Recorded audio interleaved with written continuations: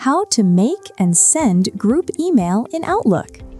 First, open your Outlook application. In the Folders panel, click on Go to Groups to view your existing groups. If you don't have any groups yet, the list will appear empty.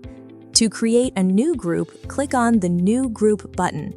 Enter a group name, add a brief description, and then click Create. Next, add members to your group by typing their name or email address. Once they appear in the suggestions, select them and click Add. Your group will now be created. Click on the group to open it and explore its features. In the Email tab, you can view all conversations and messages shared within the group. In the Events tab, you'll find meetings, appointments, and schedules. In the Members tab, you can view and manage all group members. To add more members, click on the Add Member icon in the top right corner. Enter the user's name or email address, select them from the list, and click Add. Repeat the process for adding more members. If you need to remove a member, simply click the cross icon and confirm the action by clicking Yes. To change a member's role, click on the Change Role option and assign them as a member or owner.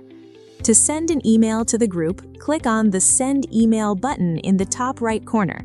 In the Compose window, enter your subject and message, then click Send. The email will be delivered to all group members. If you want to edit the group details, click on the pencil icon next to the group name.